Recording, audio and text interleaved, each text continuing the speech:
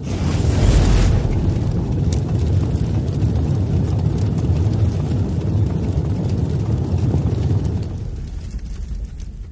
Students, JP online classes में आपका स्वागत है।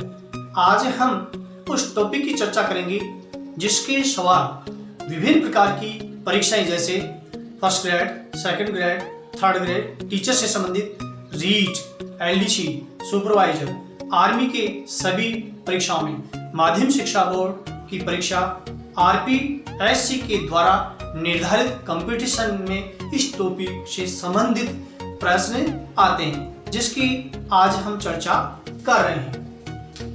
वह टॉपिक है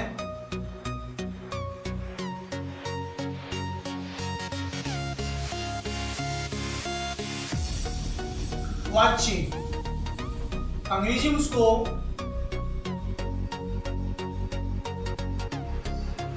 वॉइस कहते हैं, यानी बोलने का विषय, बोलने योग्य।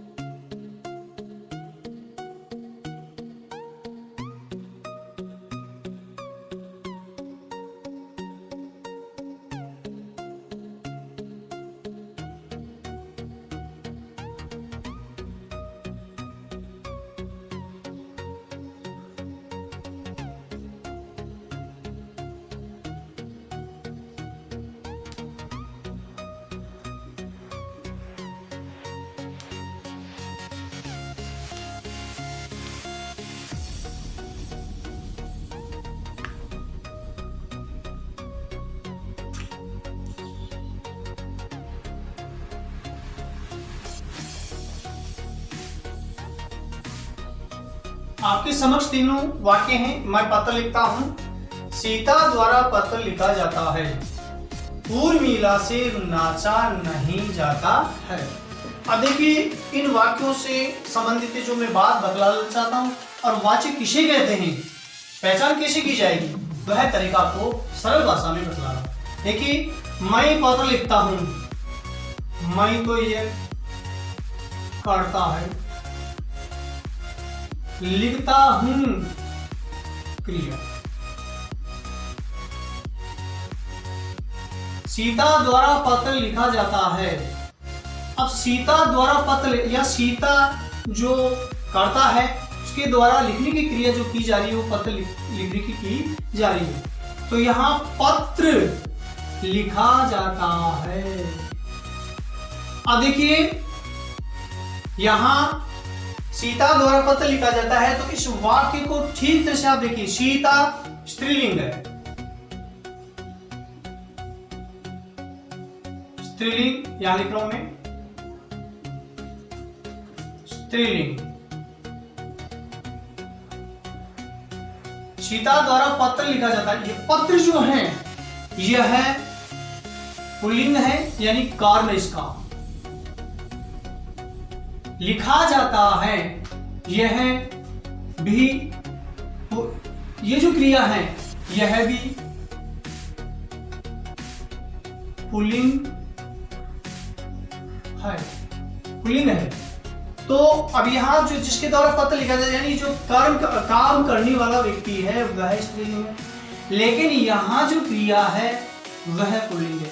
तो यहां क्रिया जो है वो कर्म के अनुसार आ रही है। इसी प्रकार उर्मिला से नाचा नहीं जाता। उर्मिला स्त्रीलिंग,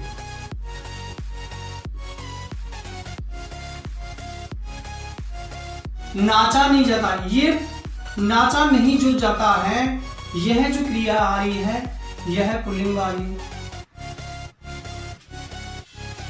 पुल्लिंग, एक वचन, अन्य पुरुष।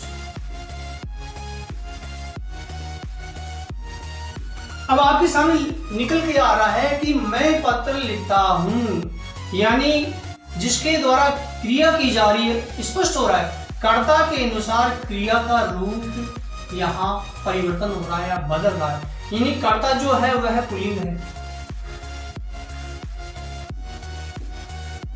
तो क्रिया भी पुल्लिंग है। यानी कहने का मतलब होता है कि ये जो वाक्य है, इस वाक्य में कर्ता के अनुसार उसका लिंग वचन पुरुष निर्धारित हो रहा है या परिवर्तन हो रहा है। कर्ता के अनुसार क्रिया का रूप बदल रहा है, रूपांतर हो रहा है, बदल रहा है। कर्ता के अनुसार क्रिया के लिंग वचन और जो पुरुष है वो कर्ता के अनुसार है। दूसरा वाक्य, सीता द्वारा पत्र लिखा जाता है। यहाँ देखिए सीता जो है वह स्त्रीलिंग है, लेकिन यहाँ कर्म यानी जो कर्म है वो पत्र है, लिखा जाता है, ये लिखा जाता है, तो इससे स्पष्ट हो रहा है कि ये जो क्रिया है वो पुल्लिंग वाली, तो ये जो यहाँ सीता जो है वो स्त्रीलिंग है। तो कहने का मतलब है कर्म के अनुसार यहाँ क्रिया के रूप बदले जा रहे हैं। इस दूसरे वाक्य में, पहले वाक्य में तो कर्ता के अनुसार, दूसरे वाक्य में ये जो दूसरा वाक्य है इसमें कर्म के अनुसार क्रिया निर्धारित की जा रही है। कर्म के अनुसार, कर्म है पत्र और लिखा जाता है, तो यहाँ कर्म के अनुसार जो ये लिखा जाता है जो क्रिया है, इसके लिंग वचन कर्म के अनुसार निर्धारित हो रहे।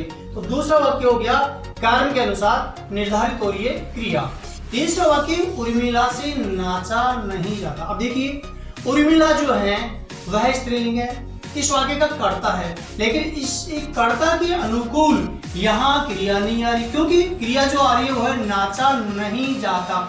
वैसे आना चाहिए उर्मिला से नाची नहीं जाती, अर्थात स्त्रीलिंग आनी चाहिए, लेकिन वाक्य अशुद्ध हो जाता है, तो यहाँ यानी कर्ता के अनुसार नहीं आ रही। दूसरी बात, यहाँ कर्म भी निर्धारित नहीं है, तो कहने का मतलब होता है कि यहाँ न तो तीसरे वाक्य में क्रिया जो है वो न तो क्रिया न तो कर्ता के अनुसार, क्रिया न तो कर्ता के अनुसार व न ही कर्म के अनुसार निर्धारित की जाए।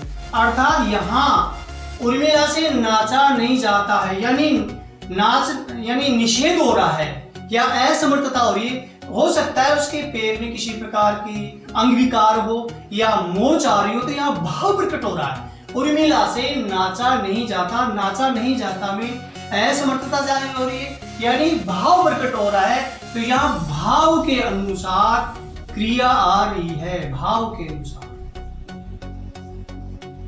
तो अब आप जरा ध्यान दीजिए, तीसरे वाक्य में क्रिया न तो कर्ता के अनुसार है न ही कर्म के अनुसार, और क्रिया यहाँ है भाव के अनुसार निर्धारित की जा रही है। तो कहने का मतलब होता है तीसरे वाक्य में भाव के अनुसार।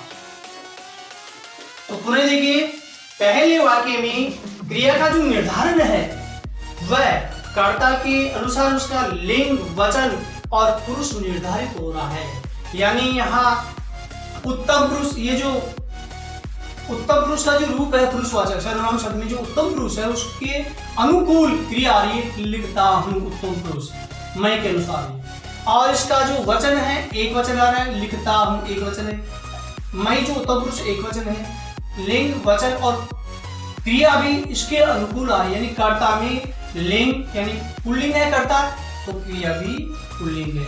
इसी प्रकार जो कर्ता है वचन में यानी एक वचन है, तो क्रिया भी एक वचन, लिंग वचन इत्यादि जो निर्धारित है कर्ता में जो है वह लिंग वचन क्रिया यानी कर्ता के अनुसार लिंग वचन परिवर्तित हो रहे हैं। या इसी के अनुसार दूसरा जो वाक्य है, दूसरे वाक्य में सीता द्वारा पत्र लिखा जाता है। अब यहाँ जो पत्र लिखने की क्रिया है वो सीता द्वारा तो की जा रही है, लेकिन सीता जो है स्त्रीलिंग है, तो यहाँ कर्म के अनुसार इसके लिंग वचन और पुरुष निर्धारित किए जा रहे। तो जो पत्र जो शब्द है ये पुल्लिंग है, तो क्रिया भी पुल्लिंग है। पत्र एक वचन है तो क्रिया भी एक वचन है। और तो पत्र के यानी कार्य के अनुसार यहाँ क्रिया का निर्धारण किया जा रहा है। तो यहाँ कर्ता की प्रधानता नहीं है, कर्ता को यहाँ गौण समझा गया है और यहाँ कार्य के अनुसार क्रिया के लिंग वचन निर्धारित हो रही है। तो ये हो गया कार्य के अनुसार। तीसरा वाक्य है उर्मिला से नाचा नहीं जाता है। तो यहाँ उर्मिला जो करता है वो स्त्रीलिंग है, तो इसके अनुकूल भी क्रिया के लिंग वचन निर्धारित नहीं हो रही। तो अगले बात है यहाँ कर्म है ही नहीं भाई, उर्मिला द्वारा क्या किया जा रहा है, यानी क्या जो शब्द निकल के आना चाहिए। जब हम सकर्म क्रिया पहचानते हैं तो वहां क्या निकल रहा है, क्या आशा की जा रही है, तो यहाँ कर्म निकल के नहीं आ रहा है। तो इसके अलावा नाचा नहीं जाता, एक भाव निकल कर आ रहा है, क्योंकि हो सकता है उसके पैर में मोच हो सकता है लूली लंगड़ी हो, इसके कारण भाव के अनुसार क्रिया के लिंग वचन निर्धारित हो रहे हैं। तो जहां यानी इस तीसरे वाक्य में क्रिया न तो कर्ता के अनुसार और न ही कर्म के अनुसार अपितु भाव के अनुसार निर्धारित की जा रही है। अब देखिए अन्य पुरुष क्या होते हैं। अब मैं इसकी जो परिभाषा अन्य पुरुष में आपको बतला रहा हूं। जैसे सर्वनाम जो शब्द होते हैं उसमें अन्य, जैसे अन्य पुरुष, मध्यम पुरुष, उत्तम पुरुष। अन्य पुरुष क्या होता है वो मैं आपको बतला रहा हूँ। यानी वे सर्वनाम जिनका प्रयोग बोलने तथा सुनने वाला किसी अन्य व्यक्ति के लिए प्रयुक्त किए वह अन्य पुरुष होता है। जैसे वह, उसे, वे दोनों इत्यादि अन्य पुरुष के अंतर्गत आते हैं। अब निकल कर ये आता है कि ये वाच्य की परिभाषा क्या है। यानी वाच्य का मतलब होता है क्रिया के उस परिवर्तन को वाच्य कहते हैं, जिसके द्वारा ये पता चलता है या बोध होता है कि वाक्य में कर्ता, कर्म और भाव किसके अनुसार इनमें से किसकी प्रधानता है, प्रमुख से, अर्थात क्रिया के पुरुष, वचन, लिंग निर्धारित हुए किसके अनुसार उन्हें बतला रहा हूं। क्रिया के उस रूपांतर को वाच्य कहते हैं, जिसके द्वारा यह पता चलता है कि वाक्य में कर्ता, कर्म और भाव में से किसकी प्रधानता है, यानी किसकी जो प्रमुखता है, अर्थात किसके अनुसार क्रिया के पुरुष, वचन तथा लिंग निर्धारित हुए। अब इसको व्याकरण की दृष्टि से स्पष्ट और बतला रहा हूं। कहने का मतलब होता है कि वाक्य में प्रयुक्त क्रिया रूप कर्ता, कर्म और भाव किसके अनुसार प्रयुक्त हुआ है, इसका बोध कराने वाले कारकों को वाच्य कहते हैं। अब मैं पुनः आपको बता रहा हूं कि यहाँ ये हो गया कर्ता के अनुसार ये वाक्य, दूसरा वाक्य है कर्म के अनुसार और तीसरा है भाव के अनुसार।